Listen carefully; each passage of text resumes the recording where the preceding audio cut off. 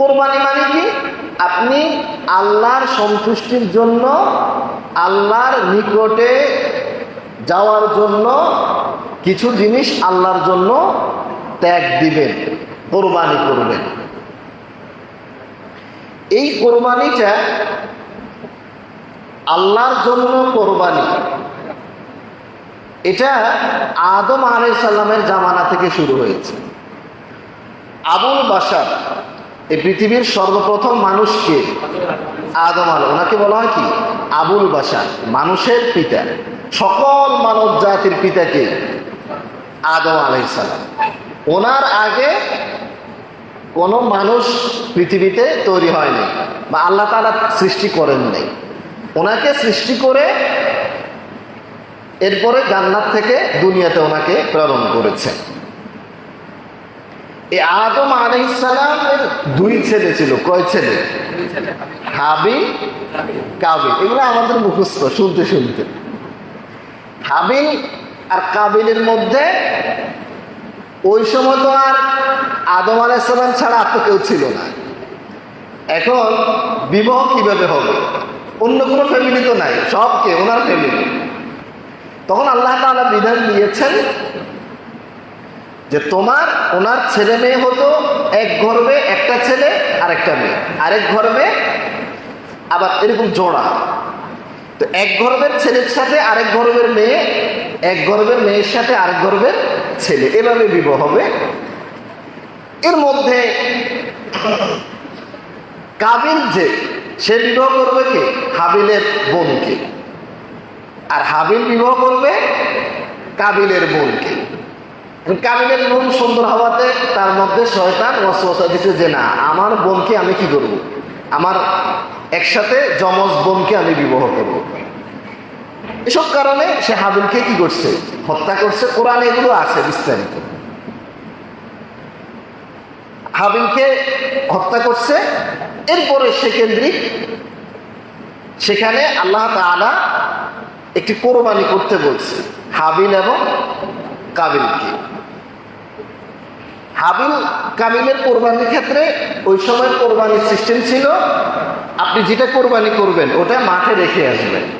আসমান থেকে এসে আগুন এসে যারটা খাবে ধুলিস্যাৎ করে দিবে, তার মানে আপনার কোরবানি কি হয়েছে? কোরবানি হয়েছে, কবুল হয়েছে। হাবিল গেছে, কাবিলও এখন রেখে গেছে। আসমান থেকে আগুন এসে হাবিলের যে ছাগল ওটাকে মানে ধুলিস্যাৎ করে দিয়েছে, কাবিলেরটা ঘরে অনেক পড়ে গেছে। তার মানে হাবিলের কোরবানি কবুল হয়েছে। এইসব কারণে বিবাহ বা বিভিন্ন এই কাবিল হাবিলের উপর খুব রাগান্বিত হয়েছে এবং হাবিলকে সে কি করছে? হত্যা করছে। এই যে কোরবানি, এখানে ছাগলটা যে ওনারা রেখে আসছে কার জন্য? আল্লাহর জন্য। এই হলো কোরবানির উৎপত্তি। এখন আমরা যে এখন ঈদুল আজহা কেন্দ্রিক দুম্বাজে কোরবানি করি, এটি মূলত আসছে ইব্রাহিম আলাইহিস সালামের জামানাতে। ইব্রাহিম আলাইহিস সালামের সময় থেকে আমাদের এই কোরবানির উৎপত্তি। কোরআনে কারীমের সূরা সাফফাত, সূরা ইয়াসিনের পরের সূরা, এই সূরার মধ্যে আল্লাহ তাআলা এই বিষয়গুলো আলোচনা করেছেন। ইব্রাহিম আলাইহিস সালাম যখন উনি জন্মগ্রহণ করছেন ইরাকের উর নামক স্থানে। ইরাকের নাম শুনছেন? ইরাক শুনছেন কিনা? এই ইরাকের উর নামক স্থানে উনি জন্মগ্রহণ করেছেন। সেখানে সবাই মুশরিক ছিল। ওরা মূর্তি পূজা করত, সূর্য পূজা করত, তারকা পূজা করত, এগুলোর ইবাদত বন্দেগী করত। নমরুদ ছিল ওই সময়ের শাসক। সবাই মুশরিক ছিল। ইব্রাহিম আলাইহিস সালামের পিতা আজরও কি ছিল? মুশরিক ছিল। আমরা অনেকে বলে যে আজর ইব্রাহিম আলাইহিস সালামের পিতা ছিল না, চাচা ছিল। এগুলো ভুল। এগুলো বাইবেলের মধ্যে আছে। কোরআনে আজরকে ইব্রাহিম আলাইহিস সালামের পিতা বলা হয়েছে। ওয়া ইয ক্বালা ইব্রাহিমু লিআবিহি আযর, যখন ইব্রাহিম তার পিতা আজরকে বলল, তাহলে আল্লাহ তাআলা ডাইরেক্ট বলতেছেন যে ইব্রাহিম তার পিতা আজরকে, তাহলে আজর হলো ইব্রাহিম আলাইহিস সালামের কি পিতা। আজরও মুশরিক ছিল, শিরকি কাজ করত। একটা সমাজে সবাই যখন শিরকি কাজ করে, সেখানে আপনি যদি তাওহীদের কথা বলেন, সবাই আপনার বিরুদ্ধে চলে যাবে না? ওই একই কাহিনী ইব্রাহিম আলাইহিস সালামের ক্ষেত্রে ঘটেছে। একবার ইব্রাহিম আলাইহিস সালামের এলাকার লোকেরা একটি উৎসব কেন্দ্রিক শহরের বাহিরে যাবে। তারা ইব্রাহিম আলাইহিস সালামকে বলল যে চলো, আমাদের উৎসব আছে, আমাদের সাথে তুমি চলো। এগুলো সব কোরআনে আছে, হাদিসে আছে, আমি সংক্ষেপে বলতেছি। একটু পরে কোরবানি সংক্রান্ত আয়াতগুলো আমরা এখান থেকে বলবো। ইব্রাহিম আলাইহিস সালাম তো এখন ওরা যে উৎসব করবে, তো শিরকি কাজ করবে, উনি তো আর ওখানে যাবে না। উনি তখন বললেন, উনি চিন্তা করলেন যে আমি যদি কিছু একটা না বলি তাহলে এর সাথে যেতে হবে, শিরকি কাজ করতে হবে। তো ওনার দুইটা প্ল্যান, একটা হলো উনি উৎসবে যাবে না, আরেকটা হচ্ছে এরা যখন উৎসবে যাবে সবাই তো চলে যাবে, উনি একা। উনি তাদের যে মূর্তিশালা, যেখানে কি মূর্তিগুলো আছে, ধরে ধরে মূর্তিগুলো কি করবে, ভেঙে ফেলবে। এটা হচ্ছে ওনার একটা ইচ্ছা। উনি বলল যে ইন্নী সাকিম, আল্লাহ তাআলা এই কোরআনে আয়াতগুলো বলছে, ফাকালা ইন্নী সাকিম, আমি তো অসুস্থ। এই অসুস্থতাটা হতে পারে বাস্তবিক, তিনি আসলে অসুস্থ ছিলেন, শরীরে অসুস্থ ছিল। আবার হতে পারে শারীরিক কোনো অসুস্থতা ছিল না, মানসিক অসুস্থতা। সমাজে সবাই মুশরিক, শিরকি কাজ করে। এই সমাজে যদি এখন সবাই অন্যায় কাজ করে, আপনার মনে খারাপ লাগবে না? মানসিকভাবে আপনি কি হবে, ব্যথিত হবে। তো হতে পারে ওনার মানসিকভাবে যে তিনি অসুস্থ, সবাই শিরকি কাজ করে, তাওহীদের কথা কেউ বলে না, কেউ শুনে না, এই যে মানসিকভাবে তিনি বিপর্যস্ত, এটাকে তিনি অসুস্থ হিসাবে প্রকাশ করেছেন। এরপরে উনি এটা বলার পরে তারা চলে গেল বাহিরে, তিনি একা। তিনি কি করলেন, যেখানে মূর্তিশালা, মূর্তিগুলো, ওখানে গেলেন। ফারাগা ইলা আলিহাতিহিম ফাকালা আলা তাকুলু। তো মূর্তির সামনে, আপনারা হিন্দুদেরকে দেখছেন কিনা, ওরা মূর্তি দেবতার সামনে কি দিয়ে রাখে, খাবার দিয়ে রাখে। ওরা মনে করে যে ওরা তো খাবার খায়, ঘুমায়, সব কিছু করে। তো মূর্তির সামনে খাবার দেওয়া আছে, এগুলো তো মুশরিকরা দিয়ে গেছে। উনি বললেন আলা তাকুলু, এই খাবার দেওয়া আছে, এগুলো খাচ্ছ না কেন? কাদেরকে বলতেছে? মূর্তিদেরকে বলতেছে।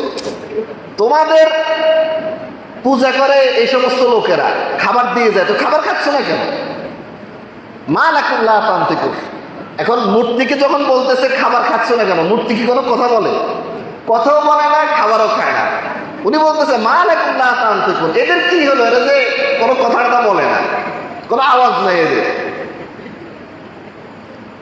এরপরে ফারাগ আলাইহিম দারবাম বিল ইয়ামিন, তিনি তাদের উপরে ডান হাত দিয়ে তাদেরকে কি করতে লাগলেন, প্রহার করতে লাগলেন, ভেঙে ফেললেন। সবগুলো ভাঙেন নাই, বড় যেটা ওটা ভাঙছে, তার সাথে আরো কয়েকটা।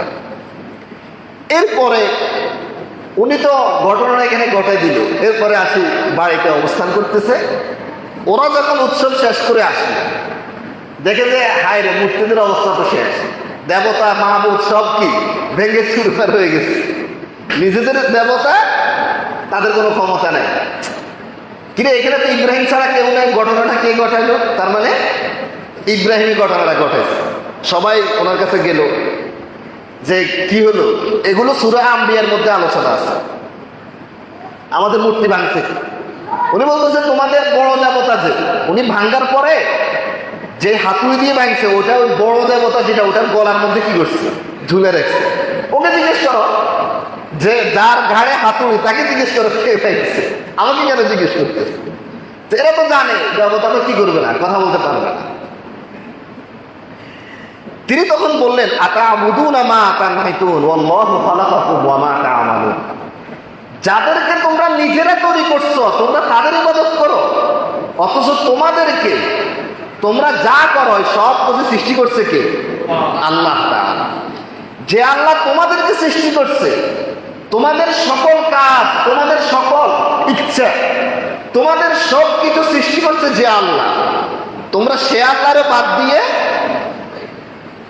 যাদেরকে তোমরা নিজেরা বানিয়েছো তোমরা তাদের কি করতেছো? ইবাদত করতেছো। তোমরা কত বোকা জাতি, কত আহমক। এরপরে তারা ইব্রাহিমকে শাস্তি দিতে হবে। মূর্তি ভেঙে ফেলছে, দেবতা ভেঙে ফেলছে। ওরা একটা ঘর তৈরি করে কুণ্ডুলির মতো করে সেখানে আগুন জ্বালালো। ইব্রাহিম আলাইহিস সালামকে সেখানে নিক্ষেপ করলে আল্লাহ তাআলা সেটাকে কি করলেন? ঠান্ডা করে দিল, শীতল করে। ইয়া নারু কুনি বারদান ওয়া সালামান আলা ইব্রাহিম। আমি বললাম, ইয়া নার, হে আগুন, কুনি বারদান, তুমি শীতল হয়ে যাও, ওয়া সালামান আলা ইব্রাহিম, এবং ইব্রাহিমের জন্য তুমি আরামদায়ক বিছানায় কি হও? পরিণত হয়ে যাও। সুবহানাল্লাহ। সব ক্ষমতা কার হাতে? সব ক্ষমতার, সকল ক্ষমতার উৎসকে আল্লাহ রাব্বুল আলামিন। আল্লাহ তাআলা কাকে কখন কিভাবে রক্ষা করবেন সেটি আল্লাহ তাআলাই পরিকল্পনা করেন। সেজন্য ইব্রাহিম আলাইহিস সালামকে এই মহা বিপদ থেকে রক্ষা করেছেন কে? আল্লাহ তাআলা।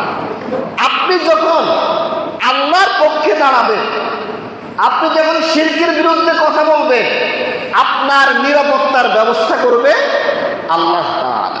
এটি হচ্ছে এই কাহিনী থেকে শিক্ষা। এবং এই কাহিনী থেকে এতক্ষণ যতটুকু বললাম, এই কাহিনী থেকে আরেকটা শিক্ষা হলো, সমাজের সবাই অন্যায় কাজ করলেও আপনি কি করবেন না? অন্যায় কাজ করতে পারবেন না। সমাজের অন্যায়ের সাথে গা ভাসিয়ে দিবেন না। আমাদের সমাজের অনেকে বলে, তুমি সমাজের মানুষের বিপরীতে কেন যাচ্ছ? সবাই যেভাবে করে তুমি ওইভাবে চলো, এরকম বলে না? কেউ যদি একটু ভালো চলতে চায়, সবার থেকে আলাদা চলতে চায়, তাকে বলে যে সমাজের মানুষের বিরোধিতা করা যাবে না, তুমি তাদের বিপরীতে কেন যাচ্ছ? না, আপনি কেন এগুলো বলতেছেন?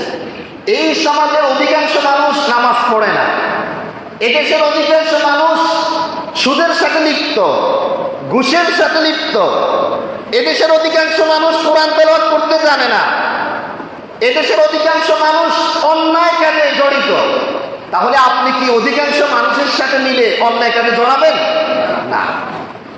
সমাজের সব মানুষ যদি খারাপ হয়ে যায়, আপনি হকের উপর স্থির থাকবেন, দৃঢ় থাকবেন, আপনার মাধ্যমে যাতে কোনো অন্যায় কাজ না হয়। এটি হচ্ছে ইব্রাহিম আলাইহিস সালামের এই ঘটনা থেকে শিক্ষা। সবাই শিরকি কাজ করে, ওনার পিতা মাতা মুশরিক, অথচ উনি কি করেন নাই? শিরকি কাজ করেন নাই। শিরকের বিরুদ্ধে তিনি দাঁড়িয়েছেন এবং নিজে এই বালক বয়সে নিজে দেবতাগুলো, মূর্তিগুলোকে কি করছেন? ভেঙে ফেলছেন।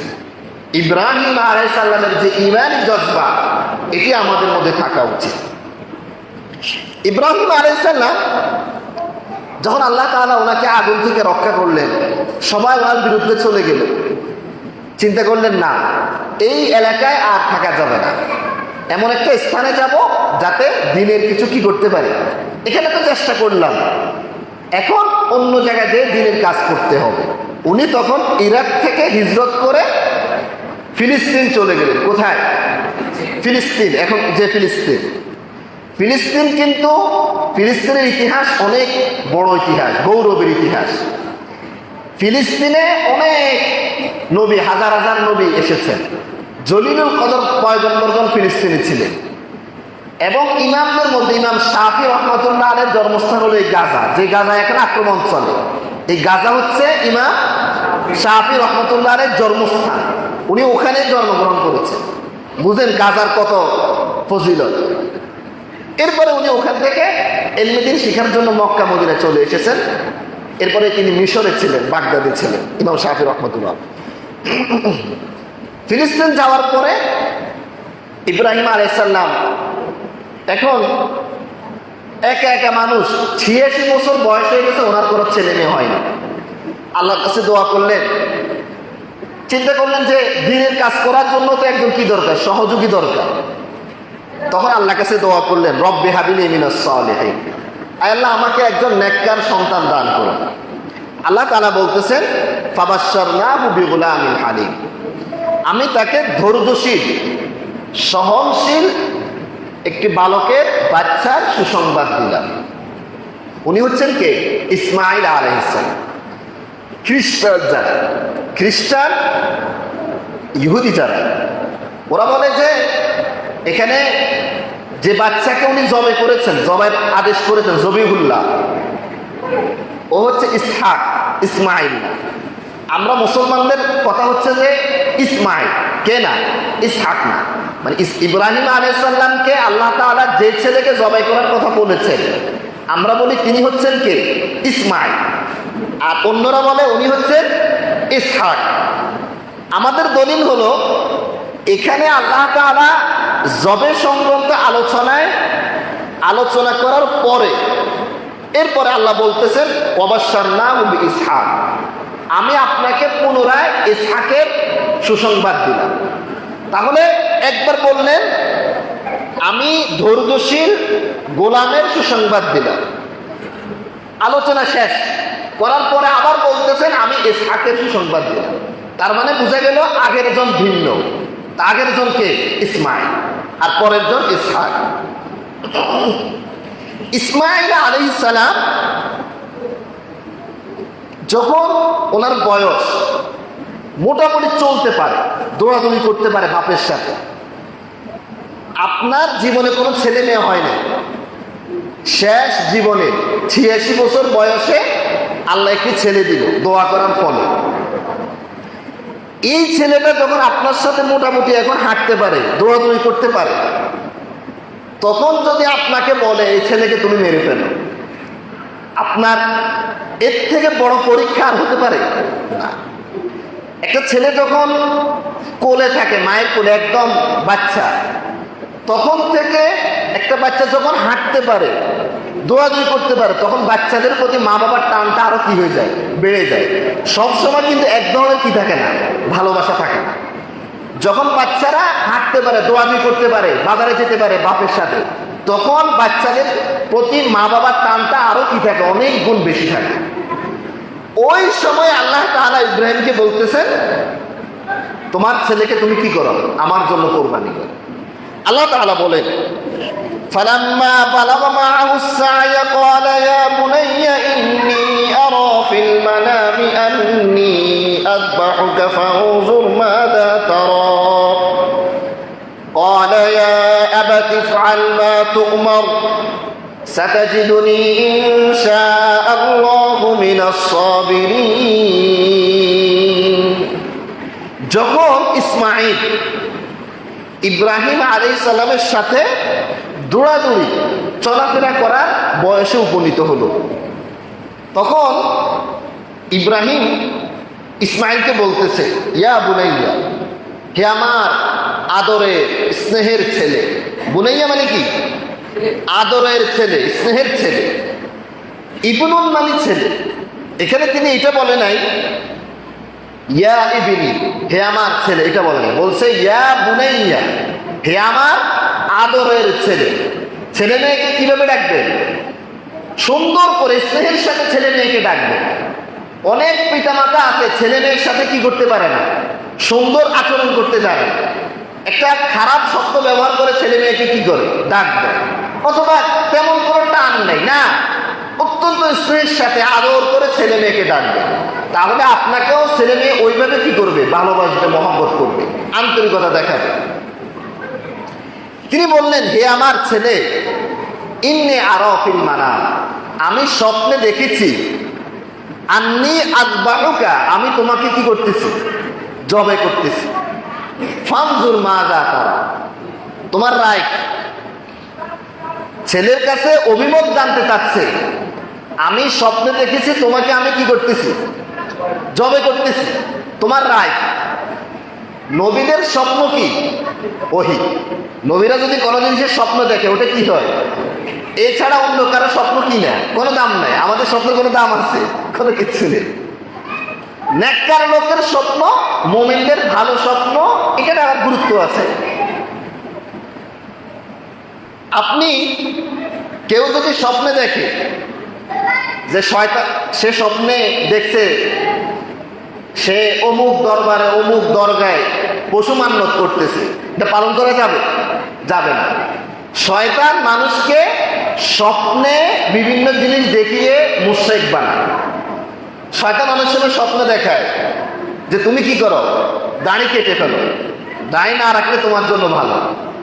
এই স্বপ্ন মানা যাবে না।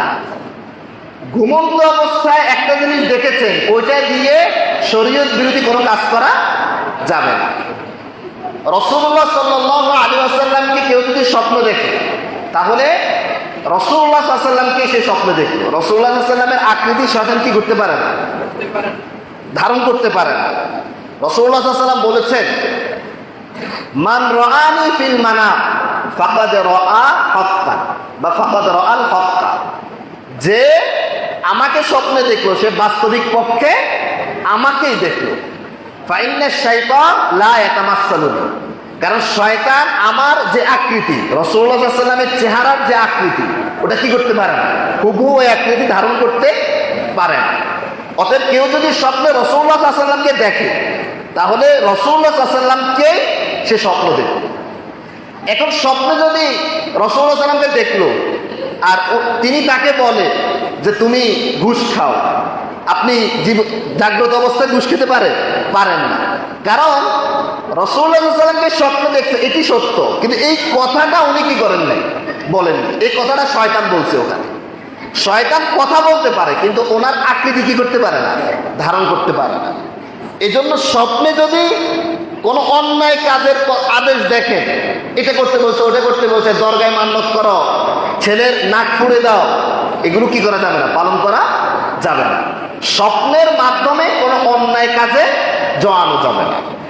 কারণ আমাদের স্বপ্ন কি না, ওহী। শুধু নবীদের স্বপ্ন কি, ওহী। এখন সবচেয়ে টাচিং, স্পর্শকাতর জিনিসটা দেখো। ইব্রাহিম তার ছেলে, এই নাবালেক ছেলে, 5-6 বছর বয়স, এই ছেলেকে বলতেছে, আমি তোমাকে স্বপ্নে দেখেছি, তোমাকে আমি জবাই করতেছি, তোমার রায়। তখন ইসমাইল বলতেছেন, ইয়া আবাতি ফাআল মা তুমার সাতাজিদুনি ইনশাআল্লাহু মিনাস সাবিরিন। হে আমার পিতা, আপনাকে যে বিষয় আদেশ করা হয়েছে আপনি সেটি বাস্তবায়ন করুন। ইসমাইল এই বয়সে বুঝতে পেরেছে তার পিতা ইব্রাহিম স্বপ্নে যেটি দেখেছে এটি কার আদেশ, আল্লাহর আদেশ। আমাদেরকে যদি আমাদের পিতারা বলে আমি স্বপ্নে দেখছি তোমাকে জবাই করব, আমরা কি পিতাকে এই কথা বলার হিম্মত রাখি? ঈমান দেখে, ইসমাইল আলাইহিস সালামের জীবনী থেকে ঈমান শিক্ষা করুন।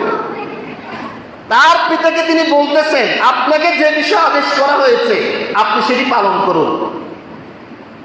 এরপরে পিতাকে সান্ত্বনা দিয়ে বলতেছে যে আপনি মনে করবেন না আমি মন থেকে বলি নাই, মন থেকে বলেছি, সাতাজিদুনি, আপনি আমাকে পাবেন ইনশাআল্লাহ, যদি আল্লাহ ইচ্ছা করেন, মিনাস সাবিরিন, ধৈর্যশীল হিসাবে আমাকে আপনি পাবেন।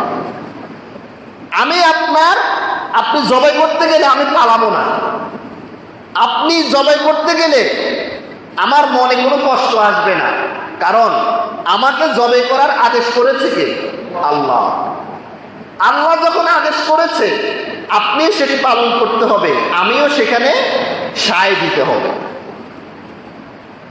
এই হচ্ছে ঈমান। একজন পিতা 86 বছর বয়সে তার ছেলে হয়েছে। যখন ছেলের বয়স 5-6, তখন ওনার বয়স 92-93। ওই সময় একজন পিতা আল্লাহ আদেশ করেছেন ছেলেকে জবাই করতে, ছেলেকে কোরবানি করতে, তিনি কি হয়েছে? রাজি হয়েছে। ফালাম্মা আসলামা ওয়া তাল্লাহু লিল জাবিন, বাপ বেটা, পিতা ছেলে দুজন আত্মসমর্পণ করেছে। কার প্রতি? আল্লাহর কাছে। ওয়াতাল্লাহু লিল জাবিন।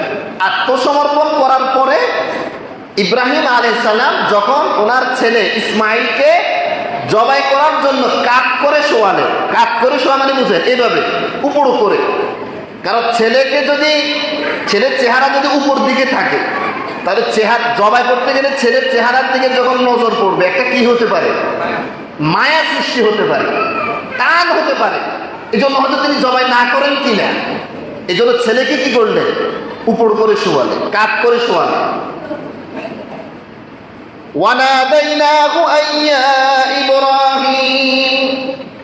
আর তখনই আমি ইব্রাহিমকে ডেকে বললাম, হে ইব্রাহিম, কদ সাদ্দাকতার রুইয়া, তুমি তোমার স্বপ্ন সত্যায়ন করেছো, বাস্তবায়ন করেছো। ইন্না কাযালিকা নাজিজিল মুহসিনিন। আমি ইহসানকারীদের, যারা নেক কাজ করে, যারা আমার আদেশ পালন করে, আমি তাদেরকে এভাবেই প্রতিদান দিয়ে থাকি। তোমার ছেলেকে আমি বলেছি কোরবানি করতে, তুমি রাজি হয়েছো, বাপ বেটা দুজন মিলে। তোমার ছেলেকে কি করা লাগবে না? জবাই করা লাগবে না। তার বিনিময়ে আমি একটা দুম্বা পাঠাই দিলাম। ইব্রাহিম তখন ওই দুম্বাকে কি করলেন? জবাই করলেন। এখানে দেখেন, ইব্রাহিম আলাইহিস সালাম যখন ওনার ছেলেকে কাত করে শোয়ালেন, তখনই আল্লাহ আদেশ ডাক দিলেন, হে ইব্রাহিম। তার মানে আল্লাহ তাআলা এখানে যে ইব্রাহিমকে আদেশ করলেন তার ছেলেকে জবাই করতে, এখানে ছেলে জবাই মাকসাদ না। মাকসাদ হলো মনের কোরবানি, জানের কোরবানি না। কিসের কোরবানি? মনের। আপনি মন থেকে, মনকে বিসর্জন দিয়ে তার ছেলেকে উনি কোরবানি করে কিনা, এটা আল্লাহ তাআলা কি করতে চাচ্ছে? পরীক্ষা করতে চাচ্ছে। এখানে আল্লাহ তাআলা ইব্রাহিম এবং ইসমাইলের মনের কোরবানি করছেন। আমরা যখন কোরবানি করব, এই পশুটাকে আমরা কোরবানি করি, পশু কোরবানি মাকসাদ না। পশু কোরবানির আড়ালে আমাদের মনের কোরবানিটা এখানে মাকসাদ। আপনি কি পশুটা জবাই করতেছেন আল্লাহর জন্য, নাকি মানুষকে দেখানোর জন্য, নাকি গোশত খাওয়ার জন্য? এটা আল্লাহ তাআলা কি করবেন? পরীক্ষা করবেন। মনের কোরবানিটা এখানে মাকসাদ। আল্লাহ তাআলা ইব্রাহিমকে যে পরীক্ষা করেছেন, তিনি সফল হয়েছেন। এরপরে আল্লাহ তাআলা বলেন, ইন্না হাযা লাহুয়াল বালাউল মুবিন। এটা তো সুস্পষ্ট পরীক্ষা ছিল আপনার জন্য। ওয়াফাদাইনাহু বিযিবহিন আযীম। আমি আপনার ছেলে ইসমাইলের পরিবর্তে মহাজন্তু, মহাপশু আপনার জন্য পাঠালাম। এর মাধ্যমে আমি ইসমাইলকে কি করলাম? জবে থেকে মুক্ত করলাম। আল্লাহ তাআলা জান্নাত থেকে একটি দুম্বা পাঠিয়েছেন, অনেক দামি হৃষ্টপুষ্ট দুম্বা। এই জন্য আল্লাহ বলছেন যিবহুন আযীম, মহান জন্তু, হৃষ্টপুষ্ট জন্তু পাঠালেন। আর ইব্রাহিম তখন ওই জন্তুটা কি করলেন? জবে করলেন। এই সেখান থেকে এই কোরবানির কি প্রচলন, পশু জবাই, যেটা কোরবানির সময়, ঈদুল আজহার সময় যেটা আমরা করি। এরপর আল্লাহ বলতেছেন, ওয়াতারাকনা আলাইহি ফিল আখিরিন। এই যে আপনি দুম্বা জবাই করলেন, এটা আমি আপনার পরবর্তী লোকদের জন্য, কিয়ামত পর্যন্ত আগত সকল মানুষের জন্য এই বিধান আমি রেখে দিলাম। এই বিধান কিয়ামত পর্যন্ত সকল মানুষের জন্য এটি থাকবে। সালামুন আলা ইব্রাহিম। আর মানুষ বলবে ইব্রাহিমের উপরে শান্তি বর্ষিত হোক। কারণ ইব্রাহিম আলাইহিস সালামের পরীক্ষায় উনি যে বিজয় হয়েছেন, সেই কারণে আজকে আমাদের ছেলেদের আমরা কি করা লাগে না? জবাই করা লাগে। যদি সেদিন ইসমাইল জবে হতো, তাহলে কিয়ামত পর্যন্ত বাপ তার ছেলেকে কি করত? জবে করত। ইব্রাহিম আলাইহিস সালামের এই কঠিন পরীক্ষায় উত্তীর্ণ হওয়ার কারণে আল্লাহ তাআলা তাআলা সেখানে দুম্বার ব্যবস্থা করেছেন। আর কিয়ামত পর্যন্ত মানুষ এখন দুম্বা জবাই করে, ছেলে কি করে না, কোরবানি করা লাগে না। সালামুন আলা ইব্রাহিম, কিয়ামত পর্যন্ত মানুষ বলবে ইব্রাহিমের উপরে শান্তি বর্ষিত হোক। কাযালিকা নাজিজুল মুহসিনিন, এভাবে আমি যারা নেক কাজ করে, যারা সৎ কাজ করে, আমি তাদেরকে প্রতিদান দিয়ে থাকি। তাহলে আমরা কি বুঝলাম? ইব্রাহিম যেভাবে তার ছেলে ইসমাইলকে কোরবানি করে দেওয়ার জন্য মন থেকে, মনের মধ্যে কোনো ধরনের কপটতা না রেখে আল্লাহর জন্য ছেলেকে জবাই করার জন্য ইচ্ছা পোষণ করেছেন, শোয়াইছেন, আমরাও এভাবে জীবনের সকল কাজে প্রত্যেকটা ক্ষেত্রে আমাদের মনের কোরবানি দিব। সকল কাজ একমাত্র কার জন্য করব? আল্লাহর জন্য। আপনাকে যদি শরীয়ত এমন কোন কাজের আদেশ করে আপনার পছন্দ হচ্ছে না, আপনি মনে করতেছেন বাহ্যিকভাবে এটা আপনার জন্য ক্ষতির কারণ, কিন্তু শরীয়ত বলতেছে তুমি এটা করো, আপনি সেটাই করবেন। এর মাধ্যমে আল্লাহ তাআলা আপনার পরীক্ষা করবেন এবং পরীক্ষা আপনি বিজয় হচ্ছেন কিনা সেটি আল্লাহ তাআলা দেখবেন। ইব্রাহিম আলাইহিস সালামকে ছেলেকে কোরবানি দিচ্ছেন, বাহ্যিকভাবে কি মনে হচ্ছে না যে কেমন একটা কাজ, ছেলেকে কিভাবে কোরবানি দেন? কিন্তু আল্লাহ তাআলা পরীক্ষা করেছেন, তিনি বিজয় হয়েছেন, ছেলেকে কি আর কোরবানি করা লাগছে না। এটি হচ্ছে প্রতিদান। আমাদের কাছে কোনো জিনিস বাহ্যিক খারাপ লাগলেও যদি আমরা সেটা আল্লাহর দিকে তাকাই করতে পারি, আল্লাহ তাআলা এমন প্রতিদান দিবেন যেটা আপনি কল্পনাও করেন না। পারবো তো আমরা ইনশাআল্লাহ? প্রত্যেকটা ক্ষেত্রে আমরা শরীয়তকে যেতে প্রাধান্য দিই, আল্লাহর বিধানকে যেতে প্রাধান্য দিই, তাহলে দেখবেন জীবনের প্রত্যেকটা ক্ষেত্রে আমরা আল্লাহর পক্ষ থেকে প্রতিদান পাবো, যাজা পাবো। এই কথাটা আল্লাহ বলতেছেন, কাযালিকা নাজিজুল মুহসিনিন, যারা ভালো কাজ করে, যারা নেক কাজ করে আমার দিকে তাকিয়ে আমি তাদেরকে এইভাবে কি করি? প্রতিদান দিয়ে থাকি। সেজন্য ইব্রাহিম আলাইহিস সালামের এই শিক্ষা থেকে আমরা এটি শিখব, সামনে যে কোরবানি আসতেছে, কোরবানিকে মানুষকে দেখানোর জন্য দিব না আল্লাহর জন্য, গোস্ত খাওয়ার জন্য না আল্লাহর জন্য, আল্লাহর। গোস্ত আপনিই খাবেন, গোস্ত কি আল্লাহ খায় নাকি? কে খাবো? আমরাই খাবো। আমরা ভালো কোরবানি দিব, ভালো পশু কিনবো, কোনো সমস্যা নেই, কিন্তু কোরবানিটা হবে কার জন্য? আল্লাহর জন্য। আল্লাহ তাআলা আমাদেরকে ইব্রাহিম এবং ইসমাইলের এই কাহিনী থেকে শিক্ষা নিয়ে প্রত্যেকটা ক্ষেত্রে আল্লাহর জন্য যাতে আমরা কাজ করতে পারি সে তৌফিক দান করুন। সকলে বলি আমিন।